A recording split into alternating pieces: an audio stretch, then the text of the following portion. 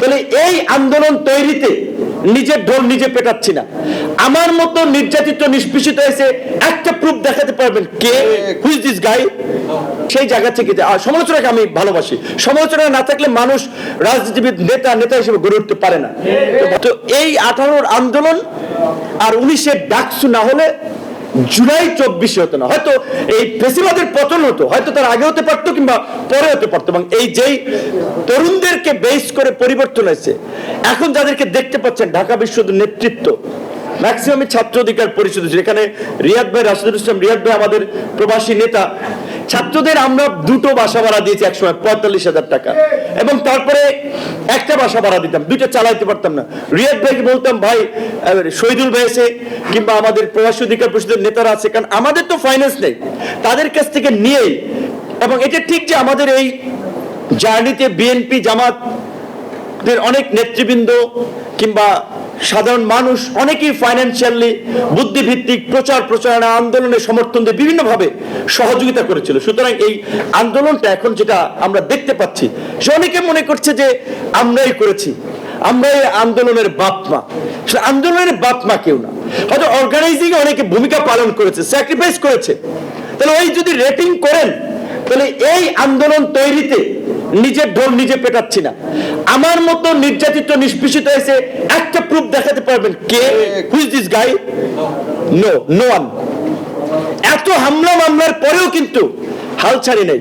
আজকে ওই যে বলছি যে কথা, যে হাদিসটার কথা, যে মানুষ বিপদ কেটে গেলে অহংকারী হয়, উৎফুল্ল হয়। আজকে যারা অনেকে ট্রল করে, ক্রিটিসাইজ করে, আমাদেরকে নানান কথা বলে, তো আরে ভাই, আমরা যদি সুবিধার জন্য রাজনীতি করতাম, 28 বছর পরে ডাকসু নির্বাচন হয়েছে, সেই সময় আমরা বিপি হয়েছিলাম। শেখ হাসিনার আজকের এই পতনের জন্য আমরাই প্লট তৈরি করেছিলাম, প্লটের আমরা তৈরি করেছি, অনেকে সেখানে রসদ যুগে সাপোর্ট দিয়েছে, কিন্তু পথটা কিন্তু আমরা হেঁটে গিয়ে আমরা তৈরি করেছি। তো শেখ হাসিনা আমাদেরকে এমন কোন সুযোগ সুবিধা নাই যা অফার করে নাই। আমরা তো সেই সুযোগ সুবিধায় গা ভাসিয়ে দেই নাই। বরঞ্চ আপনারা লক্ষ্য করছেন যে 2021 সালের কথাই ভাবেন, মোদী বিরোধী আন্দোলনের আমাদের 64 জন ছাত্র এবং যুবকদেরকে গ্রেপ্তার করেছিল। ওই ক্র্যাকডাউনের বছরই আমাদের যে অঙ্গীকার ছিল, স্বাধীনতার সুবর্ণ জয়ন্তীতে আমরা দল ঘোষণা করব, আমরা কিন্তু 26 অক্টোবর আমাদের দল ঘোষণা করেছিলাম। আজকে আমার এলাকার ভাই, জাস্ট তার ইয়ার জন্য উইথ ডিউ রেসপেক্ট, অবশ্যই আমাকে কেউ যৌক্তিকভাবে সমালোচনা করতে পারে, আমি সেটা খুবই অ্যাপ্রিসিয়েট করি। নিন্দুকের বাসি আমি সবার চেয়ে ভালো। সো সেই জায়গা থেকে সমালোচনাকে আমি ভালোবাসি। সমালোচনা না থাকলে মানুষ রাজনীতিবিদ নেতা হিসেবে গড়ে উঠতে পারে না। তো ভাইজান হচ্ছে পিয়ার পদ্ধতিতে, এখন হতে পারে এটা ঠিক অনেকে বুঝে না।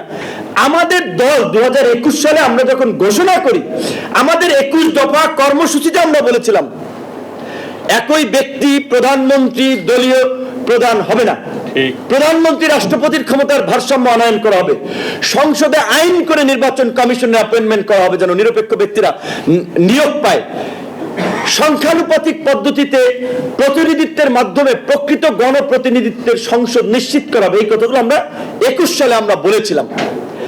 সেই জায়গা থেকে আমরা বলছি, আজকে ইসলামী আন্দোলন, জামায়াত ইসলামী সহ বেশ কিছু রাজনৈতিক দল পুরো ইলেকশন পিয়ারে চাচ্ছে। আবার বিএনপির মতো একটি বড় রাজনৈতিক দল কিংবা বিএনপির সাথে আরো যারা এটাকে সমর্থন করে, তারা বলছে যে না, পিআর হলে বারবার গভর্নমেন্ট চেঞ্জ হবে, একটা অস্থিতিশীল গভর্নমেন্ট হবে এবং আমাদেরকে নিয়ে বিদেশিরা খেলার সুযোগ পাবে, যেটা ইমরান খানকে হটিয়ে পাকিস্তানে যাওয়া চলাবস্থা তৈরি করেছে কিংবা আরো অন্যান্য কিছু দেশে যেভাবে তৈরি হয়েছে। তখন অনেকে আলোচনা করছে যে তাহলে আমরা যে বাইক্যামেরাল পার্লামেন্ট বা দ্বিকক্ষ বিশিষ্ট সংসদের কথা বলছি, যেটা আমাদের ঘোষণা এবং আমাদের দল সেই প্র্যাকটিস, একটা নির্বাহী কমিটি, একটা উচ্চতর পরিষদ। বিএনপি এটা ম্যাডাম খালেদা জিয়া 16 সালে এটা বলেছিল এবং সংসদের আসনকে 500 উন্নীত করবে, এটা বিএনপির ঘোষণা ছিল, খালেদা জিয়ার ঘোষণা ছিল। তাহলে আসেন, ওকে বিএনপি যেহেতু ওই পজিশনে একমত, আমরা তাহলে দ্বিকক্ষ বিশিষ্ট সংসদের উচ্চ কক্ষে পিয়ার পদ্ধতিতে আমরা প্রতিনিধিত্ব এনশিওর করি, যেখানে 100 উচ্চ কক্ষের প্রতিনিধি আর নিম্ন কক্ষে হচ্ছে 400। তাহলে তার নিম্ন কক্ষে বিদ্যমান পদ্ধতিতেই 300 আসনে 300 এমপি হবে। তাহলে ওই উন্নয়নমূলক কর্মকাণ্ড যেটি বলা হচ্ছে যে কে কাকে কার কাছে যাবে, কে কার নেতা, এগুলো তো চিনবে না। এক্সিস্টিং সিস্টেম লোয়ার হাউসে থাকতেছে, সমস্যা নেই। উচ্চ কক্ষে আমরা কেন বলছি? উচ্চ কক্ষ আইন প্রণয়ন করার কোনো ক্ষমতা থাকবে না, তারা জাস্ট কিছু বিলকে, কিছু প্রস্তাবকে স্ক্রিনিং করতে পারবে, ডিসকাস করতে পারবে। সেইখানে আমরা বলছি যে পাশাপাশি পররাষ্ট্র নীতি, বিদেশি রাষ্ট্রের সাথে চুক্তি, কোন যুদ্ধ অবস্থার মতো পরিস্থিতি তৈরি হলে এই রকমের পরিস্থিতিতে যেন উচ্চকক্ষের অনুমোদনটা লাগে, এরকম মৌলিক কিছু বিষয় আমরা কনসার্নের জন্য আমরা বলছি ওইখানে কিছুটা ক্ষমতা দেওয়া। তো সেই ক্ষেত্রে ওই 100 আমরা ভোটের অনুপাতে চাচ্ছি এই কারণে যে তাহলে সব দলের একটা প্রতিনিধিত্ব থাকবে, সংসদটা অত্যন্ত একটা ভাইব্রেন্ট সংসদ হবে। এবং এইটাতে আমি যতদূর জানি ইন্টারনালি বিভিন্নভাবে মতামত যে বিএনপি অর্ধেক পিয়ার আর অর্ধেক ভোটের আপনার প্রাপ্ত আসন কিংবা এক্সিস্টিং সিস্টেমে এরকম কন্ডিশনে এগ্রি করতে পারে। তো এটাও তো ভালো, একটা আলোচনার মধ্যে দিয়ে তো একটা ঐক্যের জায়গায় পৌঁছাচ্ছে। তো এইটি হচ্ছে আমাদের প্রত্যাশা। শুধুমাত্র কিছু হয় নাই, কিছু হচ্ছে না, মঞ্জু ভাই যেটা বলছিলেন যে আমাদের প্রত্যাশা ছিল অনেক, যে কারণে আমরা হতাশ হচ্ছি, হতাশার কোনো কারণ নাই। জুলাই বাংলাদেশে জাগ্রত থাকবে এবং জুলাইয়ের আকাঙ্ক্ষা বাস্তবায়নে আমরা জাগ্রত থাকব এবং আমাদের জাগরণের মধ্যে দিয়েই আমাদের সেই কাঙ্ক্ষিত নতুন বাংলাদেশ আমরা গড়ে তুলব।